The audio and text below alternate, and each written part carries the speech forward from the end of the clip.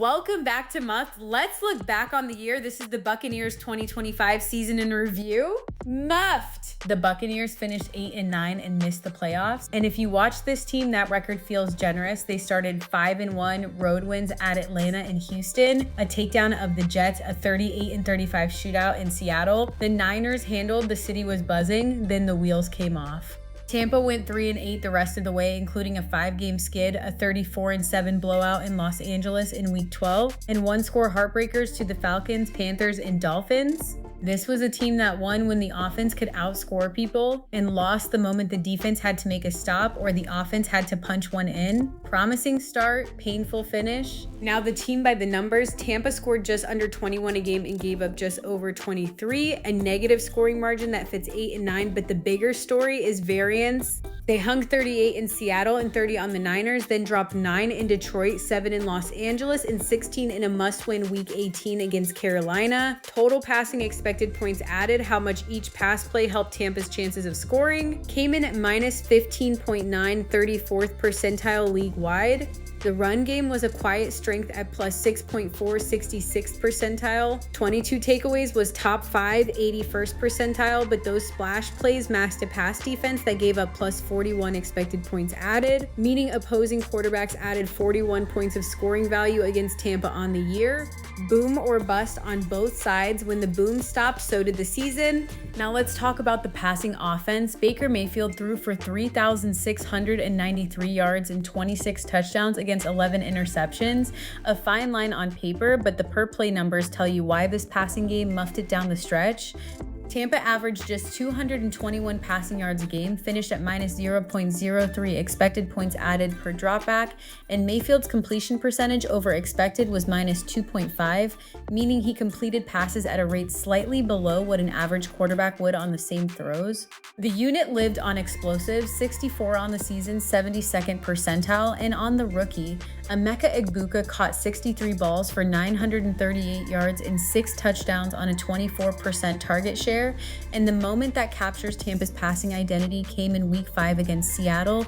3rd and 15 from the Seattle 20. Down a point in the third quarter, Mayfield drops back and rips a 20-yard touchdown to Egbuka, convert the 3rd and long, finish the drive, win the shootout. That was the version of this offense that beat anybody.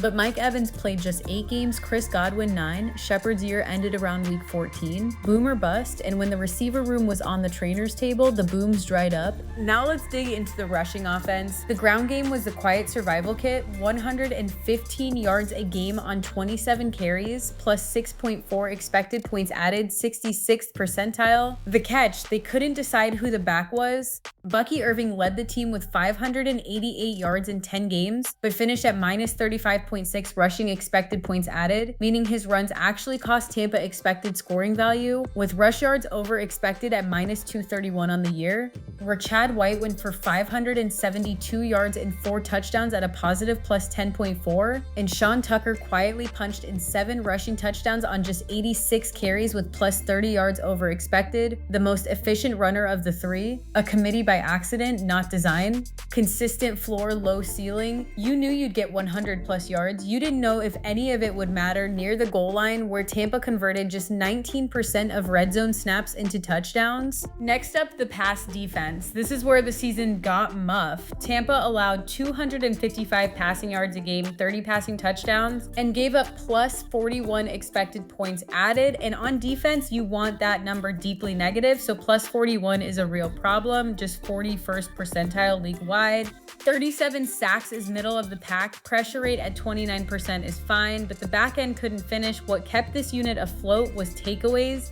22 on the year, 81st percentile. Antoine Winfield Jr.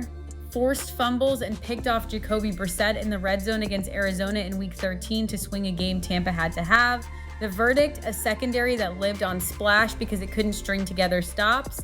Opponents converted 40% of third downs and 25% of red zone trips into touchdowns. When the takeaways came, Tampa won. When they didn't, the Bills hung 44, the Rams hung 34, and the season fell apart. And the run defense, the genuine strength of this team, Tampa allowed just 99.6 rushing yards a game on 3.4 carry, and the run defense finished at minus 28 expected points added allowed. On the defensive side, that's excellent, 91st percentile league-wide, top 3 in the NFL. Vita Vea in the front held up from week 1 through week 18. There was no game where Tampa got gashed on the ground for 200. The reason the defense still gave up 23 a game is opponents simply abandoned the run and threw it instead, and the pass defense couldn't hold up. Elite run unit, average everything else. Muffed! Season MVP is Emeka Egbuka, 63 catches, 938 yards, 6 touchdowns on a 24% target share as a rookie, and the most reliable separator on a receiving room that lost Evans, Godwin, and Shepard for big chunks of the year. 2 things to clean up. The pass defense gave up plus 41 expected points added and 30 passing touchdowns. That has to come down before anything else matters. And the red zone, a 19% touchdown rate on 149 red zone snaps, was bottom tier all year, and the single biggest reason this team lost 6 games by 1 score. That's the Buccaneers 2025 season. 2 things before you go. 1, if you want this every week when the season kicks off, subscribe to the Buccaneers feed wherever you're listening. 2, if you want the same treatment for your fantasy roster, head to muffed.ai and we'll build you a custom weekly show. That's the wrap.